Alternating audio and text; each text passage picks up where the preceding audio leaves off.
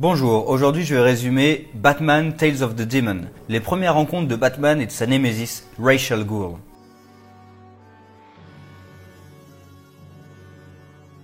Batman avait déjà été confronté à la League of Assassins, dirigée par un certain Dr Dark, avec 2 R. Rencontrant un informateur à ce sujet, il réussit à apprendre que Dark sera dans un train en Inde avant que son informateur ne rende l'âme. À bord de ce train, le docteur décide d'en sauter en charmante compagnie, et est évidemment poursuivi par Batman déguisé en vieille femme.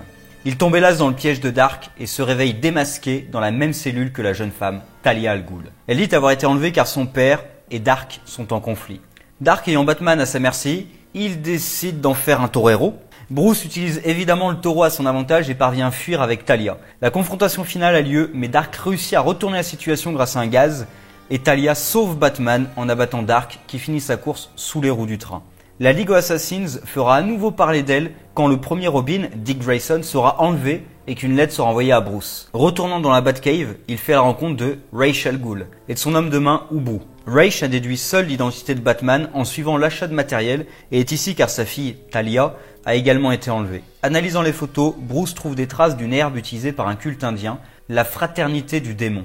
En remontant la piste, le détective, après avoir notamment vaincu à main nue un léopard, trouve une carte que Ra's parvient à comprendre. Il guide donc le détective dans les montagnes et ne peut s'empêcher d'évoquer son amour pour les étendues vides et vierges de tout homme, comme son désert natal. Ils sont séparés par un sniper, mais Batman a évidemment tout compris. Il trouve et entre dans la base secrète sans même s'inquiéter des gardes et retrouve Robin. L'enlèvement était le fait de Ra's, qui révèle que tout cela était en fait un test pour savoir si le détective méritait l'amour de sa fille, évidemment tombé sous son charme. Batman avait déduit le rôle de Ra's car Ubu le poussait pour faire entrer Ra's en premier dans tous les lieux, sauf quand il y avait des pièges, et que la carte trouvée n'avait en fait aucune indication de cette montagne. Dans une autre rencontre, Ra's al Ghul envoie un cadavre à Bruce pour lui demander son aide. 2 de ses hommes l'ont trahi. Ils ont volé une substance chimique qui est censée affaiblir un certain type de métal, mais s'avère aussi devenir mortellement toxique si exposé suffisamment longtemps à l'air libre. Ce qu'a appris l'un des 2 hommes avec sa mort. Sa fille, Talia, qui croit que Ra's a été tué, est partie chercher le responsable. Batman les retrouve, elle et le responsable, et la sauve. Dans une autre affaire encore, Batman enquête sur un meurtre dont le cadavre n'a plus de cerveau. Il se retrouve assisté par Talia, et en retrouvant le coupable, un collègue de la victime qui vendait des informations gouvernementales et qui a été découvert par la victime, Talia lui injecte par erreur un sérum d'oubli au lieu d'un sérum de vérité.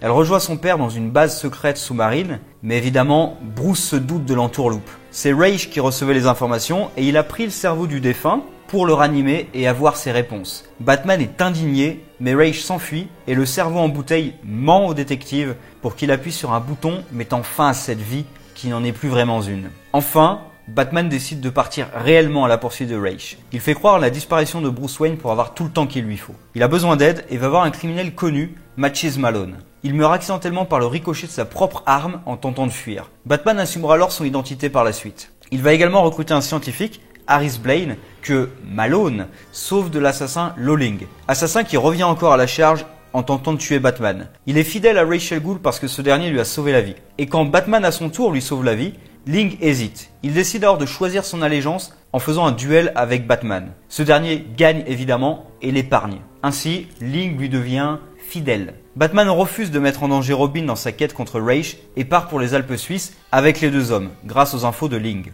Voyant Talia à l'aéroport, Batman essaie de la capturer, mais se retrouve être assommé par derrière par Molly Post, championne de ski qui passait par hasard et qui a pris Batman pour un agresseur. Elle décide de le suivre car, par pure coïncidence, Ra's avait utilisé son fiancé dans le passé avant de s'en débarrasser. Ils parviennent jusqu'au repère de Ra's, mais ils découvrent son corps sans vie. Talia utilise un mécanisme caché pour le plonger dans un puits, le désormais célèbre puits de Lazarus, qui ramène Ra's al Ghul à la vie. Le puits engendre néanmoins une folie temporaire chez l'utilisateur, et Ra's attaque le groupe avec une force décuplée, battant très facilement Batman et fuyant avec sa fille, qui s'assure tout de même que son fiancé est toujours vivant. Mais leur transport est arrêté par Molly avec un bâton de ski. Le groupe de Batman étant mal en point, il pourchasse le démon seul. Ra's sent que l'effet du puits est de plus en plus faible et que sa fin approche. Et il accepte un duel à mort avec le détective, reconnaissant sa valeur. Mais pendant le duel, un scorpion pique Batman et sa mort semble assurée par le venin.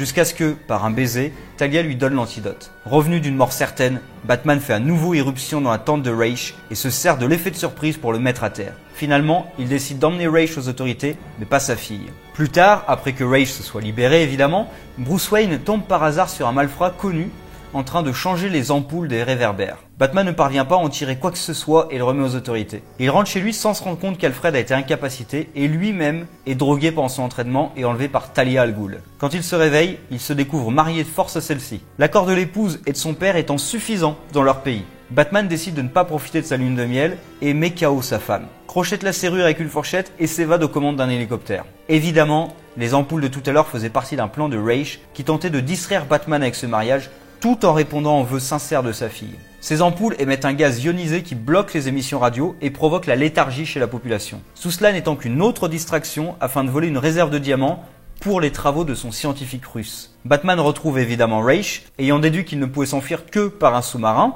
et dans l'affrontement, Talia sauve la vie de Batman, groggy sous l'effet du gaz, désobéissant à son père pour sauver son époux. Puis, elle s'enfuit devant un Batman qui reste coi face à l'horizon. Batman reçoit un message de Ra's.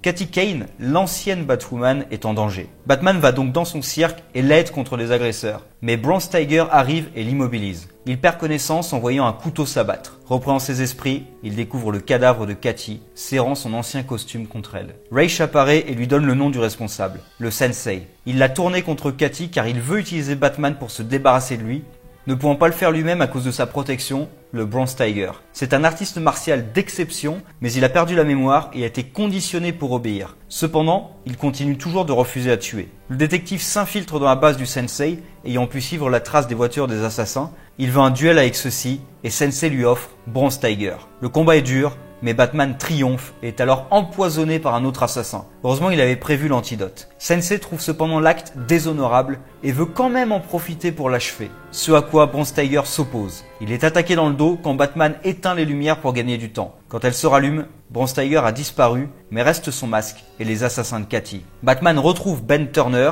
l'homme sous le masque, dans un hôpital alors qu'il est attaqué. Il n'a pas retrouvé sa mémoire, mais se souvient que le Sensei en avait appris un géologue. Batman le retrouve et le sauve des griffes du Sensei qui s'enfuit encore. En suivant la piste de son ennemi, il tente d'arrêter une cargaison d'explosifs, mais il échoue à cause d'un homme de Ra's qui lui en veut personnellement, ce qui ne fera vraiment pas plaisir au démon.